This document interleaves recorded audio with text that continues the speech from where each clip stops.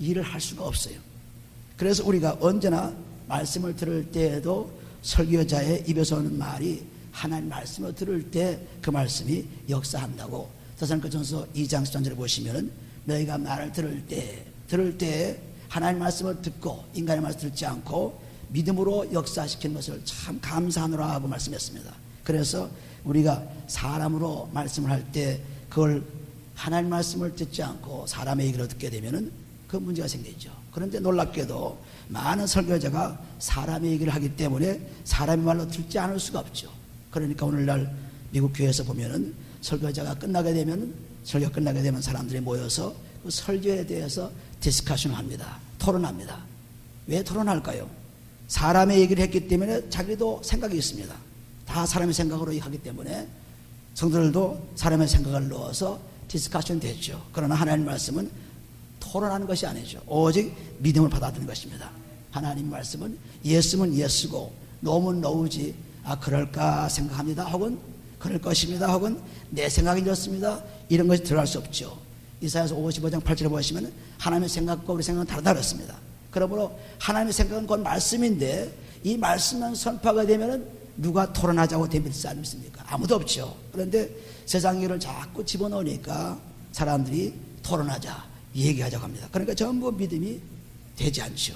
그래서 골로새 2장 8절 말씀 보면은 세상의 철학과 그리고 세상 초등학문의 속임수에 넘어가지 말라 그랬습니다. 그러므로 하나님 말씀은 확실하게 하나님의 자신을 얘기합니다. 자신의 생각을 얘기하죠. 그러므로 우리는 여기에 디스커션이 필요가 없습니다. 있다고 하면은 사람들이 자기 얘기들 하는 것 뿐이죠. 그래서 믿음으로 받아들이지 않으면 아무런 효과가 없습니다. 오직 믿음이죠. 그러므로 여기 다만 소수의 병인에게 안수하여 고치실 뿐이었고 저희의 믿지 않을 이상이 여겼더라는 것은 소수의 병자에만 낫게 된 것은 믿음이 그만큼 없었다는 얘기입니다. 믿음이 없으므로 문제가 생겼죠. 우리가 설교자의 설교를 들어도 이 믿음의 말씀은 하나밖에 없습니다. 하나입니다. 말씀이 하나지 둘이 아닙니다. 우리가 세상의 논리로 보면은 30이 있고 또는 3가지 또 논리를 가지고 얘기하고 3포인트니 4포인트니 하고 얘기하고 그럼 결론을 내리고 이러한 식의 말씀이 아닙니다. 하나님 말씀은 그대로 아버지께서 들은 말씀 그대로 얘기하는 것이지 어떤 프린시플을 가지고 얘기하는 것이 아닙니다. 그러니까 새벽 기도에는 몇 가지 프린시플이 있습니다. 또는 부모와 자녀와의 관계는 몇 가지 프린시플이 있습니다. 또는 사람들과 관계는 몇 가지 프린시플 전부 구약에서 수많은 율법들이 뭐 지키라 안 지키라 전부 뭐 513가지나 있다고 하는데 그런 법들이 우리가 어떻게 다 지킵니까? 그런데 오늘날 설교자들이 점점 더 성경을 연구하고 세상 지식을 듣고 보니까 자꾸 세상 지식을 거기다 가미해 놓고 이 복음도 여러 가지로 나와서 그냥 한 설교에 몇 가지 방법이 있습니다. 또 다른 설교는 또 몇 가지 방법이 있습니다. 자꾸 방법을 얘기하니까 이것도 율법의 형제가 되죠. 많은 지키는 것이 나와야 되고 생각이 나와야 되고 그런데 하나님 말씀은 오직 한 가지뿐이에요. 한 가지. 로마서 10장 10절 보시면은 율법은 오직 사랑으로 완성되었다고 했습니다. 사랑이 누굽니까? 그리스도죠. 그리스도가 어떻게 사랑합니까? 화목제물로 우리에게 피를 주셨죠. 피가 뭡니까? 우리 죄를 사하는 거죠. 전부 그리스도 그분 사랑하느라 다 통한 것입니다. 사랑으로 우리가 맺어지게 되면은 다 하나님께서 가르쳐줘요. 마태복음 10장 20절 말씀과 같이 성령께서 인도하는 말씀대로 하게 된 것입니다. 그런데 우리는 자꾸 방법을 이야기하고 논리를 얘기하고 따지게 되니까 결국은 이럴 데가 없죠. 혼란 가운데 있습니다. 그래서 언제든지 말씀을 볼 때 그리스도를 바라보게 되면 틀림이 없습니다. 누가복음 24장 44절부터 쭉 보시게 돼도 하나님 말씀은 전부 그리스도를 얘기한 것이다. 시편도 예언서도 복음서도 전부 하나님의 말씀 속에 그리스도를 얘기한 것이다. 그리스도는 사랑이죠. 그러니까 에베소서 4장 13절 말씀했어요. 너희는 하나님의 아들을 믿고 그리고 아는 일에 하나가 되어서 그리스도의 장성한 분량까지 자라가라. 그리스도의 장성한 분량이 바로 그리스도 사랑이죠. 사랑. 그러니까 예수를 믿고 그리스도의 피로서 온전하가 되어서 사랑, 그리스도가 전부 사랑이죠. 자기 것을 다 몽땅 내버리는, 우리를 위해서 몽땅 주시는 그 사랑입니다. 생명도 가진 것도 다 주시는 사랑. 이 사랑에까지 자라가는 것이 우리가 하나님 말씀을 선포해서 설교를 듣고 그 말씀을 따라 사는 그러한 축복을 누리는 것입니다. 그러니까 자꾸 여러 가지 생각하게 되면은 이것이 복잡해져요. 그냥 단순히 믿음을 받습니다. 고린도후서 1장 20절 보시면은 하나님 말씀은 아멘입니다. 믿습니다. 그리고 마태복음 5장 37절 말씀에도 보면은 예면 예고 아니면 아니지 이렇게 저렇게 말하지 말라 했습니다. 그러니까 확실하게 얘기하는 거죠. 우리는 우리 생각을 여기다 집어넣게 되면은 자꾸 토론이 되고 문제가 되고 배가 산으로 이르는 것처럼 아주 험악한 상태에 이르는 것입니다. 그래서 여기도 보시면은 믿지 않고 자꾸 다른 것을 생각해요. 예수님의 환경을 생각합니다. 인간적 관계를 생각합니다. 믿으면 될 텐데. 그러니까 예수님께서도 참 저희 믿지 않는 것을 이상히 여겼었더라 그랬습니다. 우리는 하나님이 하신 것을 보고 이상히 여기지만 예수님은 믿지 않는 것 보고 이상히 여기는 거예요. 믿을 때 믿지 않는 것 보고. 그 다음 7절에 보시면 12 제자를 부르사 둘씩 보내시며 더러운 귀신을 제어하는 권세를 주시고 명하시되 여행을 위하여 지팡이 외에는 양식이나 주머니나 전대의 돈이나 아무것도 가지지 말며 신만 신고 두벌 옷도 입지 말라 하시고 또 가라사대 어디든지 네 집에 들어가든지 그곳을 떠나기까지 거기 유하라. 전부 하나님이 우리를 보냈을 때는 입을 것도 먹을 것도 있을 것도 다 준비해 놓았습니다. 설교자가 혹은 목회자가 혹은 전도자가 혹은 선교사가 뭐 가진 것이 필요가 없죠. 다 준비되어 놨습니다.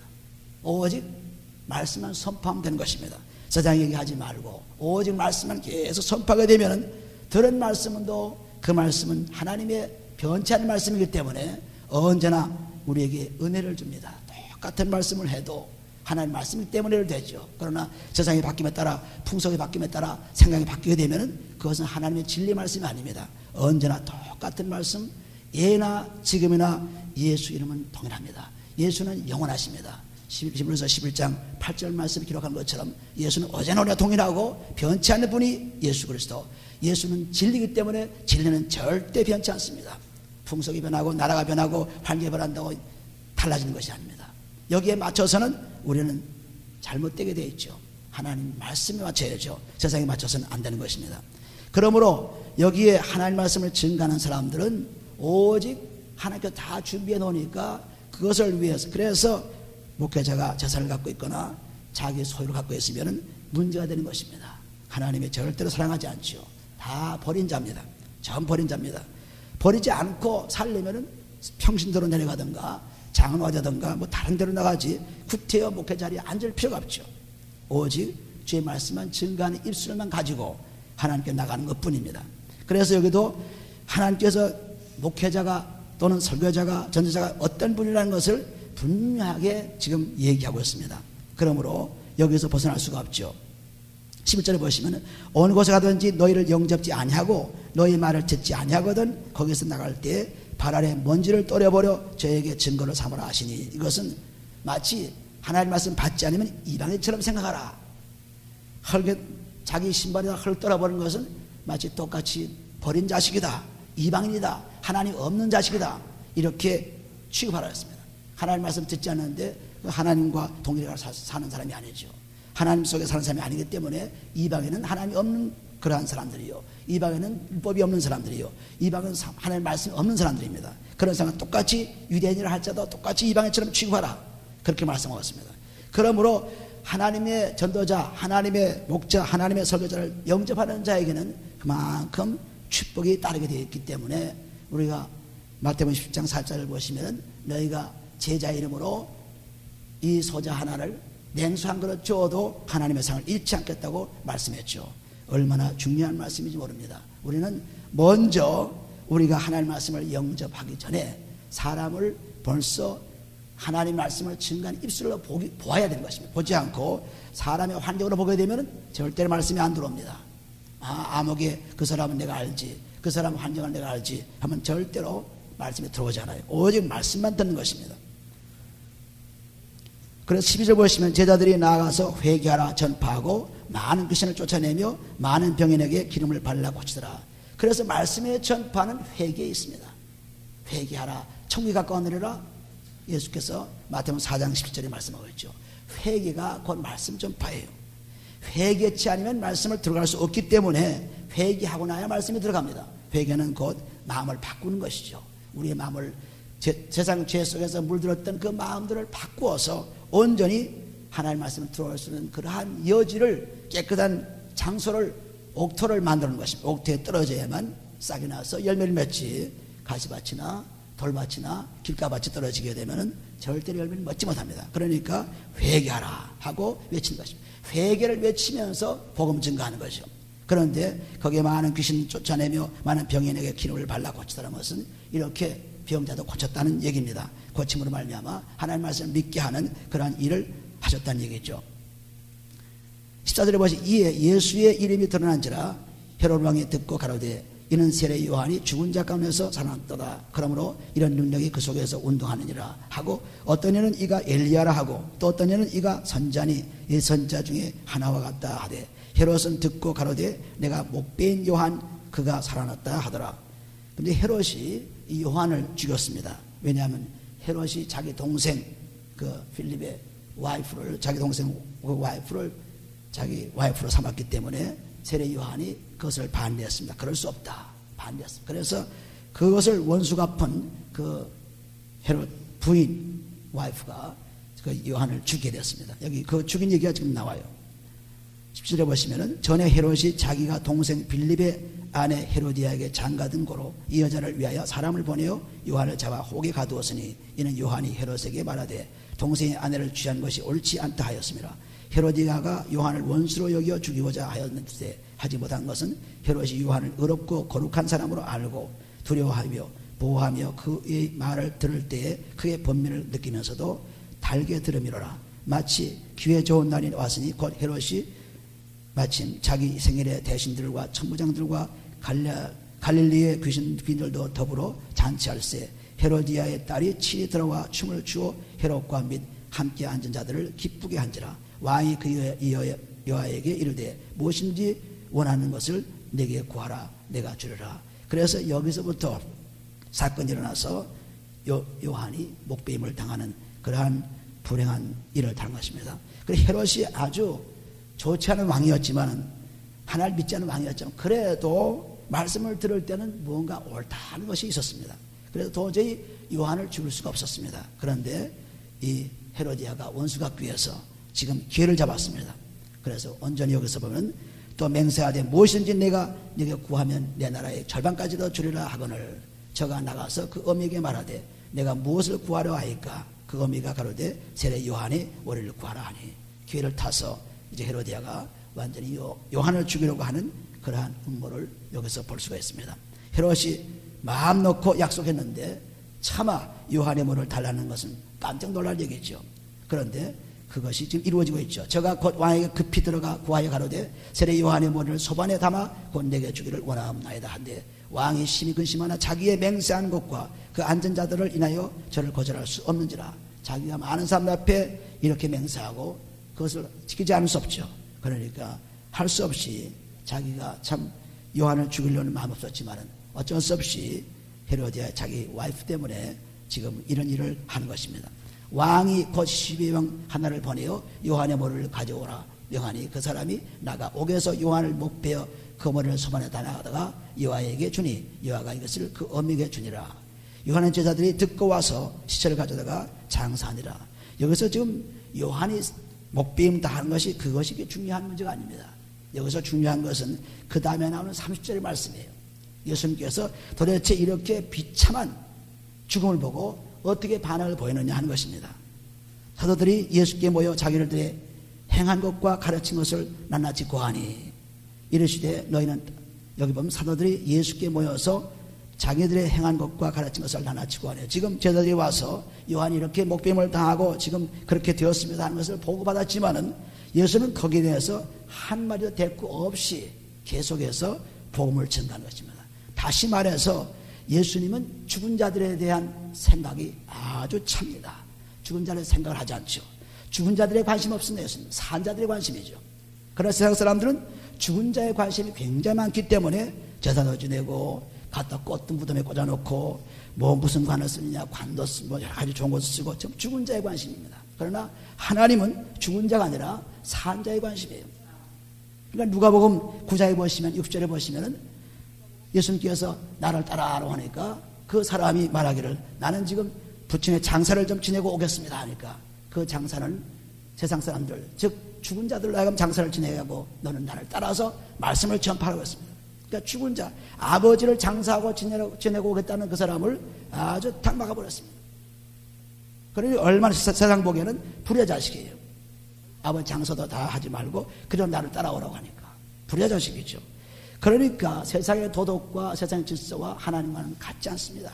우리는 모든 도덕을 이 말씀 속에서 찾아내려고 하는데 여기 찾을 수 없습니다. 세상의 도덕은 세상에 속한 것이고 여기는 도덕이나 윤리나 이런 걸 갖추는 것이 말씀이 아니에요. 우리는 잘못 착각을 해가지고 말씀을 볼 때 도덕적인 사람, 윤리적인 사람, 선한 사람 이런 사람은 자꾸 구하는 세상에서 말하는 그런 것을 원 것이 아닙니다. 오직 하나님께서는 우리들에게 산 자에 대한 관심, 살한 자의 관심, 죽은 사람은 그것을 끝난 것입니다. 아무리 울고 해도 아무리 좋은 집을 줘놓고 아무리 불을 붙여놓고 영원히 불이 꺼지지 않는다고 불을 붙여놓고 있어도 소용이 없어요. 죽은 자는 산 자가 문제죠.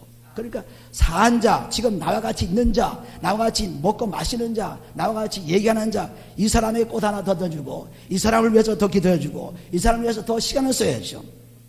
죽은 자에 갈수록 우리의 생각은 죽은 것으로 가까워집니다. 그러니까 독수리가 모이는 것은 뭐 죽은 자리 모인다는 것은 바로 그 말씀입니다. 죽은 자는 죽은 자들끼리 모이는 거예요.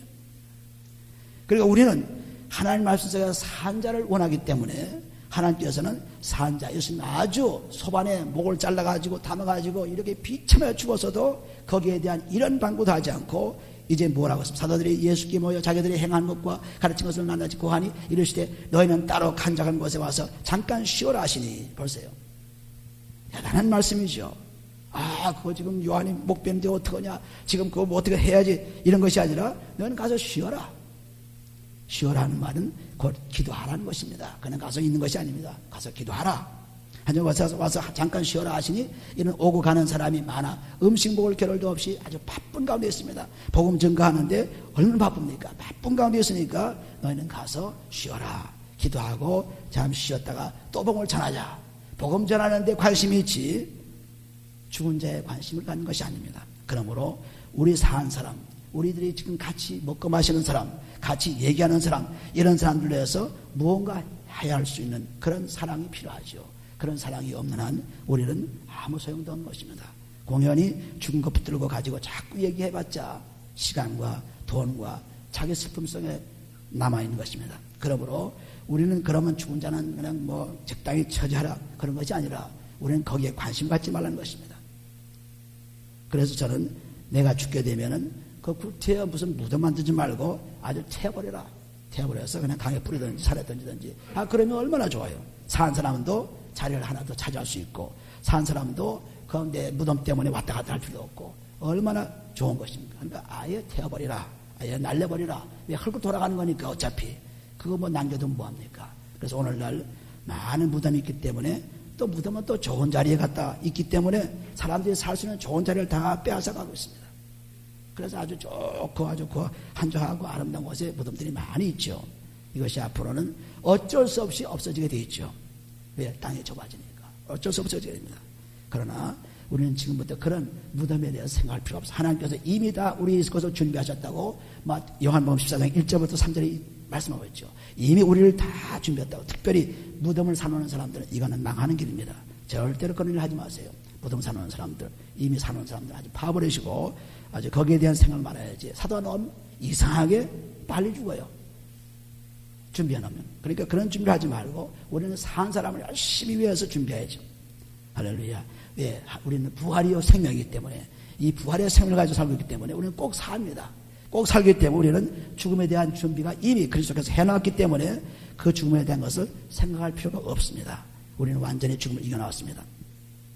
32절에 보시면 이에 배를 타고 따로 안적한 곳에 갈새 그 가는 것을 보고 많은 사람이 저희인 줄 안지라 모든 골로부터 도보로 그곳에 달려와 저희보다 먼저 갔더라. 예수께서 나와서 큰 무리를 보시고 그 목자 없는 양 같음을 인하여 불쌍히 여기사 이 여러 가지로 가르치더라. 목자 없는 양같이, 오늘날 목자 없는 양같이 허덕이고 방황하는 사람이 얼마나 많습니까? 길 잃고 방황하는 사람이 얼마나 많아요. 굉장히 많습니다. 방황하는 사람이. 말씀이 없어서 사람들이 많은 말씀을 연구하고 가르치고 컴퓨터를 통해서 끊임없이 말씀이 쏟아져 나오고 있지만은 그러나 그 말씀은 믿음 말씀이 아니라 세상 지식에 함유된 말씀이죠. 그래서 그 말씀이 잡탕이 되어서 우리에게 올바로 들어갈 수 없습니다. 그렇기 때문에 여기다 보면 불사용에서 이에 여러 가지를 가르치신다는 것은 목자가 진정한 목자가 없다는 말씀을 지금 예언을 하고 있어요. 때가 저물어 가매 제자들이 예수께 나와 여짜오되 이곳은 빈들이요 때도 저물어가니와 무리를 보내어 두루 촌과 마을로 가서 무엇을 사 먹게 하옵소서. 대답하여 가라사대 너희가 먹을 것을 주라 하시니 여짜오되 우리가 가서 200데나리온의 떡을 사다 먹이리이까. 이르시되 너희에게 떡 몇 개나 있느냐 가서 보라 하시니 알아보고 가로되 떡 5개와 물고기 2마리가 있더이다 하거늘 저들이 명하사 그 모든 사람으로 때를 지어 푸른 잔디 위에 앉게 하시니 때로 혹 100씩 혹 50씩 앉은지라. 예수께서 떡 5개와 물고기 2마리를 가지사 하늘을 우러러 축사하시고 떡을 떼어 저들에게 주어 사람들 앞에 놓게 하시고 또 물고기 2마리도 모든 사람에게 나누어 주시매 다 배불리 먹고 남은 떡 조각과 물고기를 12바구니에 차게 거두었으며 떡을 먹은 남자가 5,000명이었더라. 이 기적의 이러한 것은 하나님이 세상을 창조하신 분을 믿는 사람들은 이거 믿기가 그렇게 어렵지 않습니다. 그런데 하나님이 세상 창조를 믿지 않고 우리를 만드신 걸 믿지 않으면 이게 참 믿어지지 않죠. 어떻게 5,000명이나 되는 사람을 떡 5개와 물고기 2마리로 먹을 수 있느냐. 도저히 이해가 안 되죠. 그걸 우리의 이해로서 보면은 절대 이해 안 되죠. 믿음으로서 보면은 아주 잘 믿어질 수 있습니다. 그래서 우리는 여기 말씀 보는 대로 그렇게 별 볼 거 없는 조그마한 것이지만은 하나님께서 기도함으로 말미암아 이루어지는 또 그것이 많아져 가지고 떡이 뭐 수천 개가 되고 고기가 뭐 수천 마리 되는 것이 아니라 있는 그대로 띄워줄 때 다 차고 넘치고 그 나머지도 12바구니에 12제자에게 자 봐라 하나씩 가져가라. 벌써 아무것도 없었는데 이렇게 많이 되지 않았느냐. 그러므로 하나님의 그러한 기적이라는 것은 있는 그런 것을 많이 만들어놓은 기적이 아닙니다. 없는 가운데 없는 것 같이 보이지만 있는 거예요. 이게 하나님의 믿음의 기적입니다. 그러므로 우리는 믿음을 보이지 않는 하나님을 믿지 않는 그런 믿음이 어떻게 우리가 보는 것도 제대로 믿지 못합니다. 우리가 하나님을 보이지 않지요. 보이지 않는 사람, 보이지 않는 하나님을 믿는 거예요. 그런데 보이지 않는 하나님을 믿는데 이게 보이는 것도 못 믿으면 우리는 그 하나님을 믿을 수가 없죠. 온전히 하나님은 우리를 만드시고 천지를 창조하시고 창세기 1장에 나오는 그 말씀을 그대로 믿게 되면은 그 다음에 오는 모든 기적들이라는 것은 이거는 아무것도 아니죠. 세상을 다 창조하시고 만드신 분이 무엇을 못하겠어요. 다 하시는 분이죠. 그래서 나는 이렇게 다 가진 분이라는 것을 말씀하셨어요. 고린도후서 6장째를 보시면은 근심하는 자 같으나 항상 기뻐하고 그리고 가난한 자 같으나 모든 사람을 부유하게 하고 없는 자 같으나 모든 같은 자로다. 그래서 믿는 사람들은 없는 것 같아요. 믿는 사람들은 가난한 것 같아요. 믿는 사람들은 슬픈 것 같아요. 그러나 항상 기뻐하고 없는 것 같지만은 많은 사람들을 부유하게 만들고 그리고 가난한 것 같지만 사람 부유하게 없는 것 같지만은 모든 걸 같은 자로 왔습니다. 그러니까 우리가 직접 뭐 가지고 있으니까 너 부자다가 아니라 하나님을 향한 믿음을 통해서 언제나 필요할 때 가질 수 있기 때문에 그 사람은 하나님의 믿음의 사람이라고 얘기합니다. 그러니까 우리는 잘못 생각해가지고 뭐가 많이 있어서 집에서 돈이 많고 뭐가 많이 있어야 그 부유한 건 세상에 보는 관점입니다. 그러나 하나님은 우리에게 넌 아무것도 두벌옷도 가지지 말고 신발만 신고 가고 지팡이 가지 말고 전제도 가지 말고 하는데 하나님께 다 채워준다고 했습니다. 그러니까 보이지 않지만은 하나님께서 다 보여주신 것입니다. 오게 하고 있습니다. 그래서 우리는 믿음만 있으면은 모든 것이 이루어지죠. 믿음으로 이루어진 것이 다른 것이 이루어지지 않습니다. 여기도 믿음으로 이 수천 명을 먹이는 것을 실제로 보여주었습니다.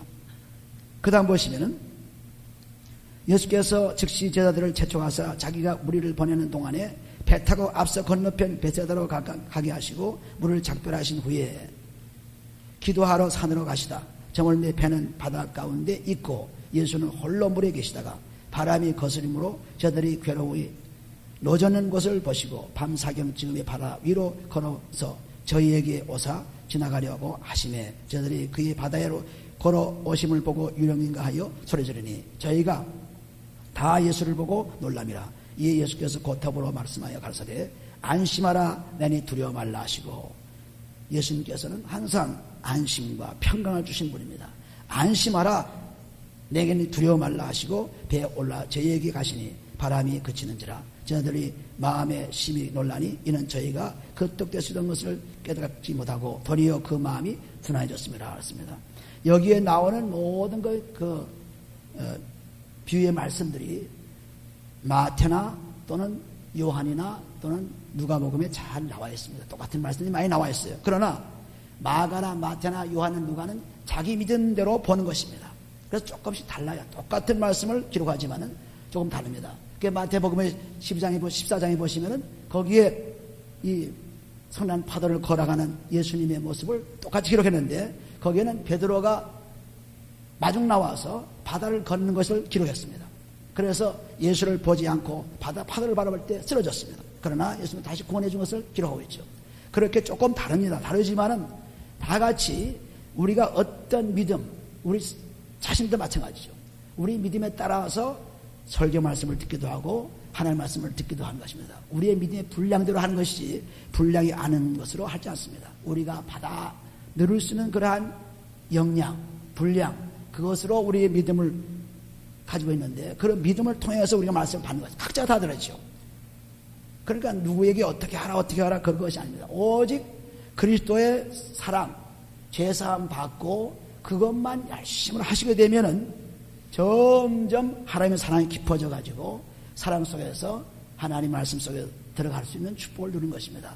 에베소서 3장 18절에 보시면은 하나님께서 우리에게 주신 말씀은 무엇입니까? 너희가 그리스도의 사랑을 그 깊이, 넓이, 높이를 참 알아가지고 점점 더 하나님 그 사랑 속에 깊이 들어가라는 말씀이 있습니다. 그래서 우리가 각자가 지금 다 믿음이 다릅니다. 생각이 다 다릅니다. 그러나 그리스도만은 다 같죠. 그리스도 사랑을 다 같은 사랑을 가지고 열심으로 기도하는데 그 기도한 만큼 하나님 말씀이 들어갈 수 있어요.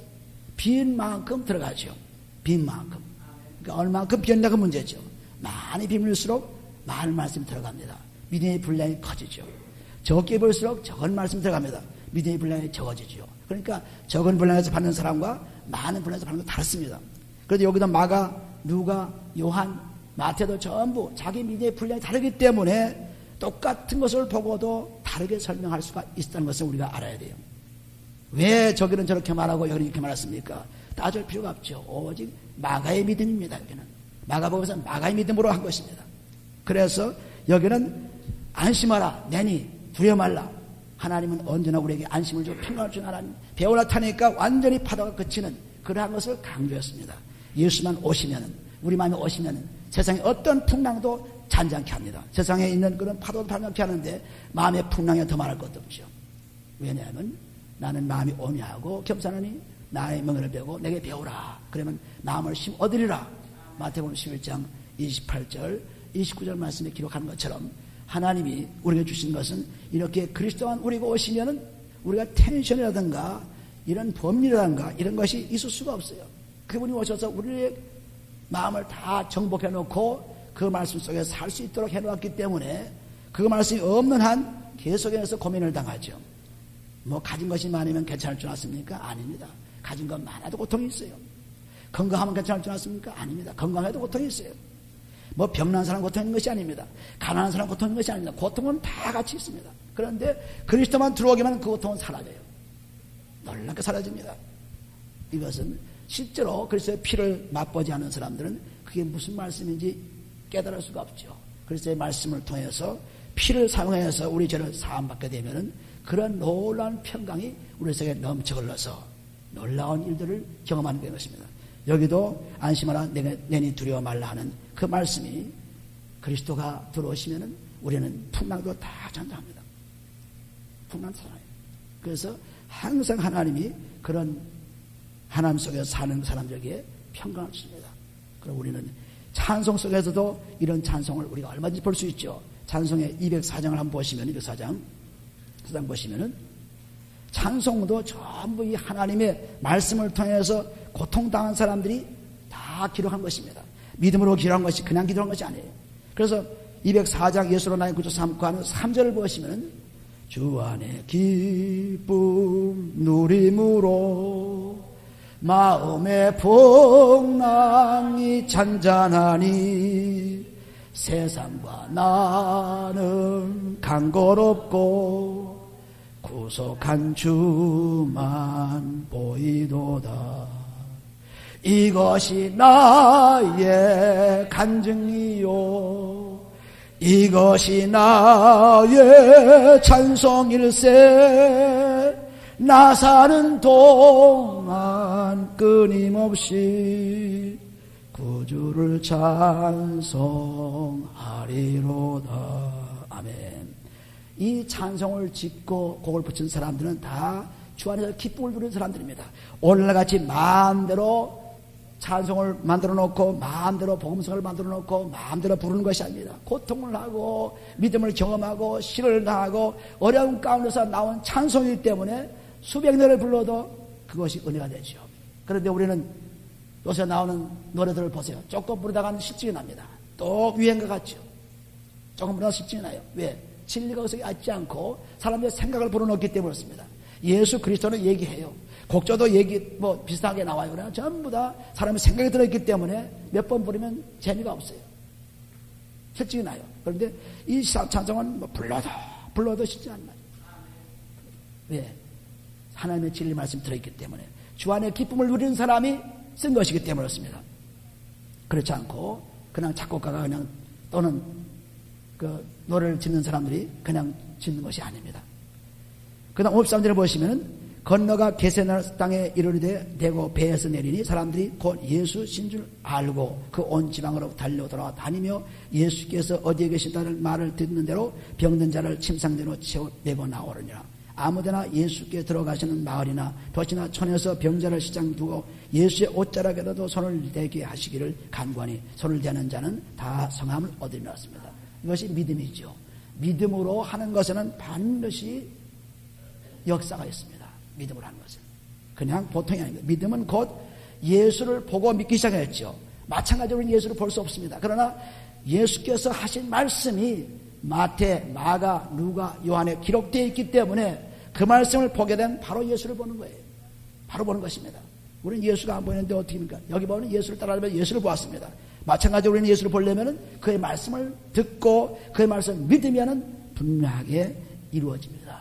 내가 겨자씨에만한 믿음이 있느냐? 마태복음 10장 20절을 보시면 이 사람들 들려 바다에 던져질 것이요 못할 리 없겠다고 썼습니다. 우리가 보기에는 참 웃음 얘기같이 보죠. 그러나 하나님이 보시는 말씀은 정확합니다. 거기에 조금 더 가하거나 빼거나 할 수 없습니다. 완전합니다. 그것이 하나님의 말씀이에요. 그래 완전한 말씀에 의지하게 되면은 없던 뼈도 살아나고 없던 이빨도 살아나고 죽은 자도 살아나고 상상도 못하죠. 굉장한 일이 일어납니다. 그러니까 그 믿음이 얼마나 있느냐가 중요하죠. 우리는 이 믿음 속에서 살 때 여기에 병자들이 병이 나은 것처럼 또 병이 났습니다. 하나님이 하지 않으면 우리는 병을 치료할 수가 없어요. 의사 선생님들이 많겠지만 의사 선생님들도 수술을 해놓고 붓지 않으면 도리가 없죠. 조금 도와서 기술을 가지고 배운 것을 가지고 조금 도와서 붙여놓으면 붙어줘야만 되는 것입니다. 그러니까 고린도서 3장 6절에 무슨 말씀이었어요? 물 주는 사람이나 씨를 뿌린 자나 다 마찬가지지만 그러나 하나님은 오직 잘하게 하신 분이다. 잘하게 하신 분이다. 그러니까 우리가 조금 이렇게 힘써주면은 하나님이 하시는 것입니다. 하나님이 하세요. 우리가 믿음으로 조금 말씀을 믿어주시면 하나님이 하세요. 하나님. 근데 아예 믿지 않고 아예 하지면 안 되죠. 의사가 붙여놓지 않으면 안 붙여. 붙여놓는데 그 결과는 하나님이 하십니다. 죽고 사는 경우는 하나님이 하세요. 그러니까 하나님의 능력이 의사들이 항상 그것을 감탄하죠. 왜? 자기들이 경험하니까. 그러니까 의사들이 믿음의 사람들이 많은 이유가 바로 거기에 있습니다. 인간의 신체를 연구할 때 정말 기기오묘한 것들이 많이 있습니다. 그것을 연구하면서 하나님을 알게 되고 하나님의 축복을 나누는 의사들이 얼마나 많습니까? 우리는 이러한 하나님의 능력, 하나님이 하지 않으면 안 돼요. 뭐든지. 열심히 일해도 하나님이 돕지 않으면 안 됩니다. 아무리 해도 안 되죠.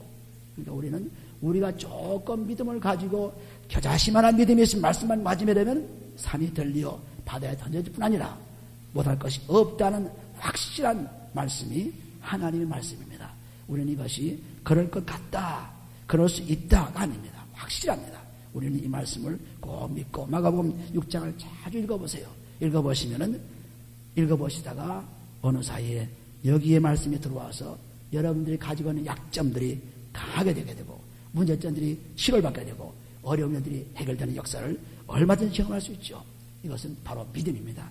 오늘 이 마가복음 6장을 자세히 일주일 동안 또 읽으시고 또 읽으시고 또 읽으시고 또 읽으시고 듣고 보시고 자꾸 묵상하셔서 되시게 되면은 하나님의 영광이 우리를 생활 속에서 끊임없이 나타납니다. 그러니까 욥기 5장 9절에 보시면 하나님은 쉴 새 없이 측량할 수 없는 일을 행하시고 그리고 세울 수 없이 많은 일을 행하시는데 우리는 못 볼 뿐입니다. 그걸 보는 눈은 곧 믿음의 눈이죠. 얼마든지 볼 수 있습니다. 하나님 하신 일을. 오늘 우리들은 볼 수 있고 경험하는 우리 되시기를 예수님으로 거듭 축원해야 됩니다. 기도합니다. 아버지 하나님 감사합니다. 하나님께서 우리를 사랑하심으로 우리에게 말씀을 주사 그 말씀을 들어서 믿음으로 우리로 하여금 영원한 생명을 얻고 행복의 자리를 차지할 수 있도록 축복해 주니 감사합니다. 아버지 이제 말씀을 따라서 끊임없이 살게 도와주시고 그 말씀을 따라서 영원한 나라의 축복을 빼앗기지 않는 우리들에게 축복해 주옵소서. 아버지 하나님 하나님 주신 말씀이 그토록 오미하고 달고 축복해 주는 것을 감사합니다. 아버지 이 말씀을 통하여 아버지 세상 사람들이 경험하지 못하는 것 세상 사람들이 알지 못하는 것들을 깨닫게 해주시고 경험할 수 있도록 도와주시고 많은 사람들을 깨우치는 우리들에게 축복해 주시옵소서. 우리의 문제가 무엇입니까? 우리 어린 무엇입니까? 이 시간 주님께서 말씀을 통하여 깨끗게 해주시고 확실한 믿음의 축복을 받을 수 있도록 인도하여 주시옵소서. 축복하며 감사할 때 예수님의 기도합니다. 아멘.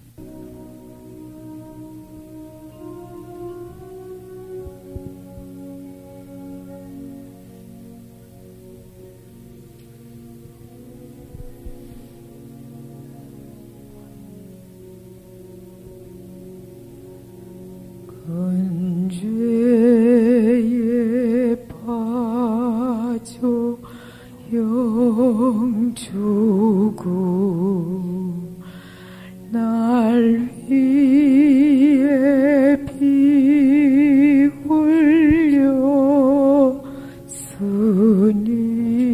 흘렸으니 주 형상대로 비주사 날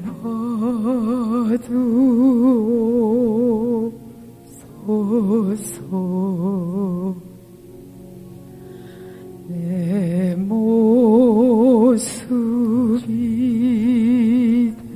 이대로 주